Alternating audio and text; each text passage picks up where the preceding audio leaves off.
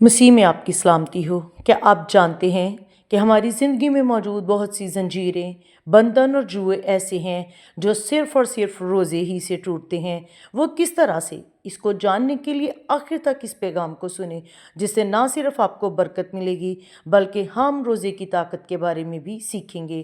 کلام مقدس میں سے ہمارے لیے آج کی تلاوت مقدس متی کی معرفت لکھا گیا ہمارے خداوند یسوع مسیح کا انجیلی بیان، اس کا 6 باب اور اس کی 16ویں آیت۔ اور جب تم روزہ رکھو تو ریاکاروں کی طرح اپنی صورت اداس نہ بناؤ، کیونکہ وہ اپنا منہ بگاڑتے ہیں تاکہ لوگ ان کو روزہ دار جانیں۔ میں تم سے سچ کہتا ہوں کہ وہ اپنا اجر پا چکے۔ میرے عزیزو، اس آیت میں ہم دیکھتے ہیں کہ یسوع نے یہ نہیں کہا کہ اگر تم روزہ رکھو، بلکہ فرمایا کہ جب تم روزہ رکھو۔ یہ آیت اور یہ حصہ ہمیں بتاتا ہے کہ روزہ مسیحی زندگی میں اختیاری نہیں، بلکہ روزہ ایماندار کی زندگی کا اہم ترین حصہ ہے۔ اور اس سے پہلے کہ ہم روزے کی طاقت کے بارے میں سیکھیں، آئیں بائبلی معنوں میں دیکھیں کہ روزہ کیا ہے۔ میرے عزیزو، روزہ ایک مخصوص وقت کے لیے کھانے سے پرہیز کا نام ہے، عاجزی اور انکساری کے ساتھ خدا کی حضوری میں جھکنے کا نام ہے۔ اور روزہ وہ وقت ہے جس وقت میں ہم دعا اور توبہ کی حالت میں خدا کی حضوری میں اپنے آپ کو پیش کرتے ہیں۔ میرے عزیزو، روزہ روحانی مضبوطی کا نام ہے۔ اور یاد رکھیں، روزہ صرف بھوک ہڑتال نہیں، کسی قسم کا ڈائٹ پلان نہیں، بلکہ جسمانی خوراک سے زیادہ خدا کے لیے بھوک رکھنے کا نام ہے۔ بائبل مقدس میں پرانے اور نئے عہد نامہ دونوں میں ہمیں روزے کی تعلیم ملتی ہے، اور ہم روزے کی اہمیت کے بارے میں سیکھتے ہیں۔ پرانے عہد نامہ میں روزہ اکثر توبہ کے وقت، قومی بحران کے وقت، خدا سے مدد و رہنمائی کے لیے، دشمن سے خوف کے وقت، شفا اور معجزے کے لیے رکھا جاتا تھا۔ انبیاء کرام نے مختلف اوقات میں ان مقاصد کے تحت روزے رکھے۔ مثلاً موسیٰ نے کوہ سینا پر 40 دن کا روزہ رکھا، داؤد نبی نے اپنے بیمار بیٹے کے لیے روزہ رکھا، ایلیاہ نے بھی 40 دن کا روزہ رکھا، ملکہ آستر نے اپنی قوم کی نجات کے لیے 3 دن کا روزہ رکھا، نہمیہ نبی نے مقدس شہر کی ٹوٹی ہوئی فصیل پر ماتم کیا، رویا اور اس کی بحالی کے لیے خدا کی حضوری میں روزہ رکھا۔ دانییل نبی نے قوم کے گناہوں کے لیے اقرار اور روزہ رکھا، اور یسایہ نبی کا صحیفہ اور اس کا 58واں باب ہمیں سکھاتا ہے کہ سچا روزہ صرف دکھاوا نہیں، بھوک نہیں، بلکہ ظلم کی زنجیروں کو توڑنے کا نام ہے۔ اور جب آپ نئے عہد میں خداوند یسوع مسیح کے روزے کی بابت سیکھتے ہیں تو نیا عہد نامہ ہمیں بتاتا ہے کہ اس سے پیشتر کے خداوند یسوع مسیح اپنی زمینی خدمت کا آغاز کریں۔ خداوند یسوع مسیح نے اپنی خدمت کے آغاز سے پہلے 40 دن کا روزہ رکھا اور بیابان میں ابلیس سے آزمایا گیا۔ یسوع مسیح کا روزہ ایک عظیم روحانی جنگ ہے۔ یسوع نے روزہ رکھا کیونکہ وہ دنیا کی سب سے بڑی اور بری شیطانی طاقتوں پر فتح حاصل کرنا چاہتے تھے۔ اور روزہ ایک روحانی ہتھیار ہے، اور روزہ ہماری روح کو مضبوط کرتا اور ہمیں اس قابل بناتا ہے کہ ہم نہ صرف ابلیس کے خلاف جنگ لڑیں بلکہ اس پر غالب بھی آئیں۔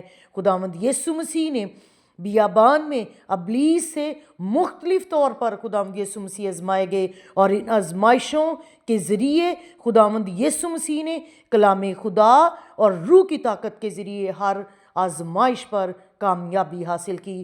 یعنی روزہ ایمانداروں کو آزمائشوں میں قائم رہنے کے لیے قوت، طاقت فراہم کرتا ہے، جس طرح خداوند یسوع مسیح کو فراہم کی۔ اور روزہ یہ ظاہر کرتا ہے کہ اس کا مطلب صرف بھوک اور پیاس برداشت کرنا نہیں، بلکہ یہ شیطان کے مقابلے میں فتح کا روحانی ہتھیار ہے۔ اور آج بھی جب ایماندار روزہ رکھتے ہیں، خدا کے سامنے عاجزی اور انکساری اختیار کرتے ہیں، تو خدا روزے کے سبب سے ان کی زندگیوں کو بدلتا ہے۔ روزہ ہمیں قوت دیتا ہے، ہمارے دلوں کو نرم کرتا ہے اور خدا کے قریب لے جاتا ہے، اور ہمیں زندگی کو، ہماری روح کو زور سے بھرتا ہے۔ یسوع کے روزے سے ہمیں یہ سبق ملتا ہے کہ ہم دعا اور روزے کے بغیر روحانی فتح نہیں پا سکتے۔ خداوند یسوع مسیح اگر روزہ نہ بھی رکھتے تو بھی وہ ابلیس پر، شیطانی طاقتوں اور قوتوں پر قابو پا سکتے تھے، کیونکہ یسوع مسیح خدا ہے۔